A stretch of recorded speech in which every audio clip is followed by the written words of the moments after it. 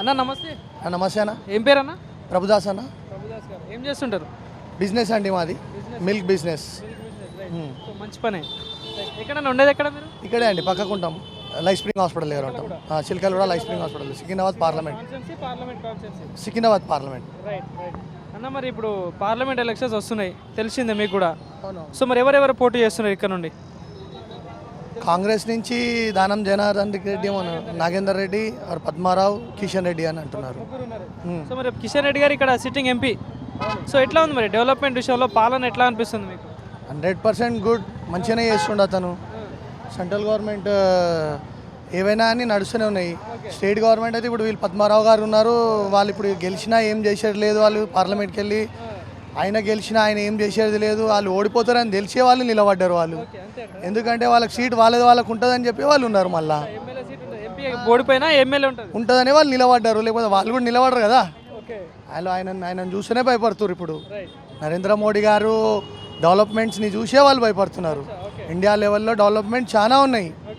So మరి ఇక్కడ కిషన్ రెడ్డి గారు చేసిన అభివృద్ధి ఏముంది అసలు? ఇప్పుడు సికింద్రాబాద్ రైల్వే స్టేషన్ 750 కోట్లతోనే అభివృద్ధి చేస్తున్నారు. ఒకటి ఇంటర్నేషనల్ ఎయిర్పోర్ట్ లాగా కడుతున్నారు. స్టార్ట్ అయిందన్నారు. 25% వర్క్ కూడా అయింది, మనం చూసినాం మేము.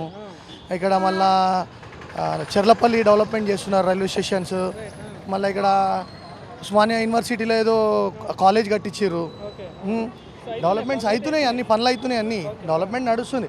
సెంట్రల్ గవర్నమెంట్ ఏం చేయాలనుకుంటుందో వాళ్ళ చేతిలో ఏముందో అది చేయగలుగుతారు కిషన్ రెడ్డి గారు. స్టేట్ గవర్నమెంట్ చేతిలో ఉన్నాయి, వాళ్ళు ఏం చేసారు, ఇక్కడ ఏం చేయలేరు కదా. వాళ్ళు ఏం డెవలప్మెంటే లేదు, ఏ రోడ్లు కానీ. హైదరాబాద్ డెవలప్మెంట్ అంతా బీఆర్ఎస్ ప్రభుత్వం హయాంలోనే అయిందని చెప్పేసి బీఆర్ఎస్ నాయకులు అంటున్నారు. సో మరి ఏం చెప్తారు దీనికి? చెప్పుకుంటారు వాళ్ళు, అంతే. ఇంకా దాంట్లో ఏముంది అది అందరికీ తెలిసిందే. అది నేషనల్ లెవెల్లో 70 ఏళ్లలో ఎంత పని అయిందన్నది అందరికీ తెలుసు. ఆర్టికల్ 370 కానీ, రామ మందిరంది ఎంతోమంది కొట్టుకుంటారు, చచ్చిపోతారు, అన్నీ అది చెప్పారు. ఒక చీమ కూడా, ఒక దోమ కూడా చావాలి. కానీ మరి రామ మందిరం కట్టించారంటున్నారు, ఆర్టికల్ 370. ఇదేమన్నా ప్లస్ అవ్వచ్చు అంటారా మరి బీజేపీకి? 100%. ఎందుకు డెవలప్మెంట్ లేదా? ఇప్పుడు కొన్ని బ్రిడ్జ్లు కట్టిరు, డ్యాములు కట్టిరు, ఎన్ని రోడ్స్, అండర్ గ్రౌండ్ రోడ్స్, ఇన్ని డెవలప్మెంట్ కనిపిస్తుంది కదా. ఇప్పుడు RRR రోడ్ పడుతుంది. ఇప్పుడు డెవలప్మెంట్ మనకు ఉంది కదా, డెవలప్మెంట్ లేదా? అన్ని వర్క్ నడుస్తుంది, హిందూ ముస్లిం అని ఏం లేదు, అంతా ఒకటే. 100%. కాంగ్రెస్ గవర్నమెంట్ మీద మీ ఒపీనియన్ ఏంది? ఎందుకంటే ఇప్పుడు కాంగ్రెస్ గవర్నమెంట్ వచ్చిన 100 రోజులలో 6 గ్యారెంటీలు అమలు చేస్తా అని చెప్పడం జరిగింది. సో మరి ఎట్లా ఉంది మరి రియాలిటీలో చూసుకుంటే? నిజంగా అమలు అయినాయా మరి? అది ఒక బస్సు ఒకటి ఏదో వేసిండు, అది కూడా భారం మళ్ళీ మనం ఇన్నే. అది కరెంట్ అంటుండే, ఆ భారం కూడా మనం ఇన్నే. ఏది డెవలప్మెంట్ కాదు, ఏది కాదు. ఇది ఏంటంటే ఖాళీ మాటలు. ఇప్పుడు మళ్ళీ ఇంకా 4 కావాలా మీకు అంటే మమ్మల్ని గెలిపేయండి, మేము చేస్తామంటే వాళ్ళు గెలిచేది కాదు, అది అయ్యేది కాదు. అది సెంట్రల్లో 100% మోడీ వస్తాడు, దానికి తిరుగులేదు. సో మరి ఇక్కడ మెజారిటీ ఎంత రావచ్చు అన్న మరి కిషన్ రెడ్డి గారికి? మీరు కిషన్ రెడ్డి గారు గెలుస్తారని చెప్తున్నారు. సో మెజారిటీ రావచ్చు అంటారా? 100% మొత్తం అసెంబ్లీ పార్లమెంట్ లెవెల్లో 5 లక్షలు మెజారిటీ వస్తుంది. 100% వస్తుంది. అసెంబ్లీలో ఎట్లనా 60-70, లాస్ట్ టైమే అసెంబ్లీకి 60-50 మెజారిటీ వచ్చింది.